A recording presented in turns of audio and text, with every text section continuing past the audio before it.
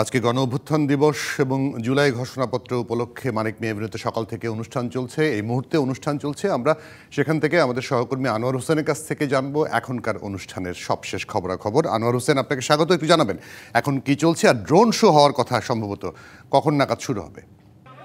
জুয়েল, সেটি তো সন্ধ্যা নাগাদ আপনি যেটি বলেছেন যে ড্রোন শো, আমরা যে মানিক মিয়া এভিনিউ অর্থাৎ সংসদ ভবনের যে সামনের যে রাস্তাটি, সেখানে তো দিনভরই সাংস্কৃতিক অনুষ্ঠান চলছে, এখনও চলছে। আমরা যতক্ষণ প্রধান উপদেষ্টা তিনি ঘোষণাপত্রটি পাঠ করেছেন ততক্ষণ যে সাংস্কৃতিক অনুষ্ঠানটি তখন একটু বন্ধ ছিল।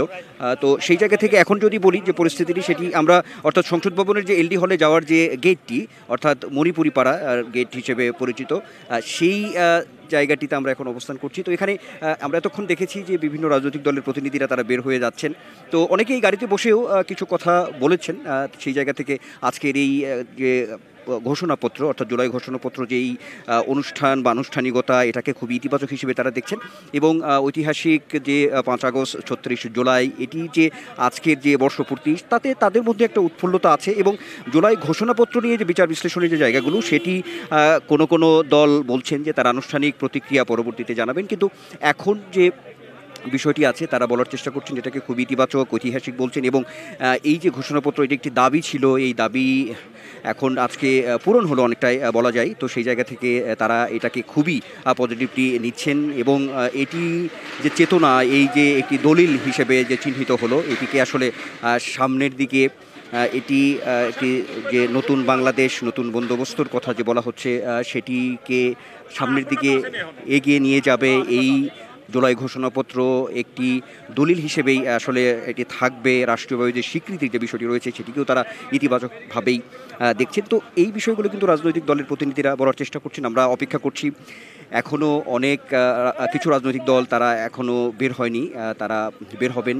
তো সেই জায়গা থেকে আমরা এখানে অপেক্ষা করছি। একটু বলে রাখি, দিনভরই যেটি হয়েছে আমরা দেখেছি, বা কোনো রাজনৈতিক দল একটি বিষয় এখানে নিয়ে এসেছে আমরা দেখেছি, সেটি হচ্ছে যে জুলাই সনদ এবং জুলাই ঘোষণাপত্র, এই বিষয়গুলোকে আরেকটু পরিষ্কার তারা করার চেষ্টা করেছেন। যে তারা বলছেন যে জুলাই সনদ যে বিষয়টি সংস্কার ইস্যু নিয়ে যেটি হচ্ছে, সেটি প্রক্রিয়াধীন, সেটির বেলায়ও তারা আসলে ইতিবাচক।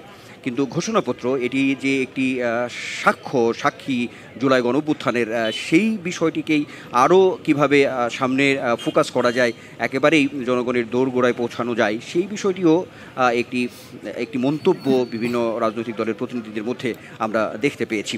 এখন আর যে বিষয়টি ছিল যে দক্ষিণ প্লাজায় সংসদ ভবনের যে প্রধান উপদেষ্টা সহ আমরা দেখেছি যে বিভিন্ন রাজনৈতিক দলের প্রতিনিধিরা একরকম যে খোলা মঞ্চের মধ্যেই, যে বৃষ্টি যদিও, সেটিও একটু বৈরী আবহাওয়া, তারপরেও আমরা মানুষের যে উপস্থিতি, সেটি আমরা দেখেছি যে একেবারে মানিক মিয়া এভিনিউর যে সামনের যে অর্থাৎ যে রাস্তা, সেখান থেকেও আমরা দেখেছি যে মানুষ শুনছিলেন প্রধান উপদেষ্টা যে ঘোষণাপত্র পাঠ করছিলেন। তো সেই জায়গা থেকে তার কথাগুলো আসলে অনেকটাই পিনপত নীরবতার মধ্য দিয়েই কিন্তু তারা আসলে শুনছিলেন। তো এখানে যারা এসেছেন বিভিন্ন শ্রেণীর পেশার মানুষজন, তাদের সঙ্গেও আমরা কথা বলেছি।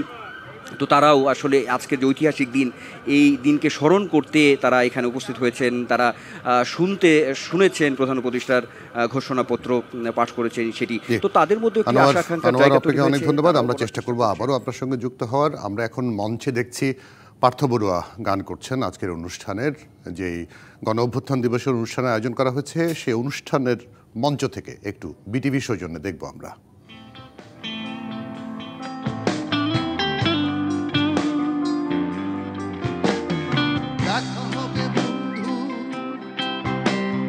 নাটকীয় কোনো বিনয়ী ভঙ্গিতে ভালোবাসা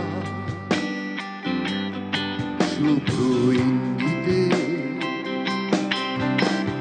দেখা হবে বন্ধু, নিয়ত প্রতিদিন পাশ কেটে যাওয়া সন্ধ্যা, হিমেল হাওয়া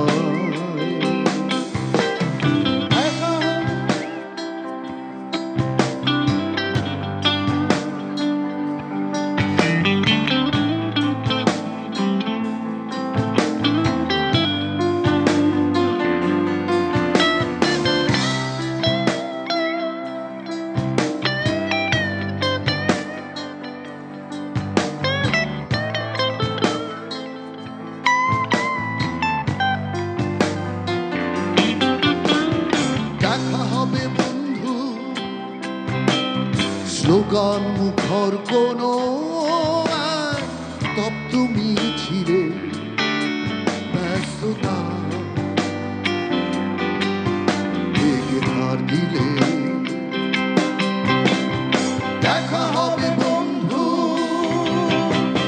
ভীষণ খেয়ালি মনে আতিথিয়তায় উচ্ছ্বাসী প্রণয় প্রাকালে দেখা হবে বন্ধু কারণে আর কারণে দেখা হবে বন্ধু চাপা কোনো অভিমানে দেখা হবে বন্ধু সাময়িক বৈরিতা অস্থির পারগতা দেখা হবে বন্ধু কারণে আর কারণে দেখা হবে বন্ধু চাপা কোনো অভিমানে দেখা হবে বন্ধু সাময়িক বৈরিতা অস্থির পারগতা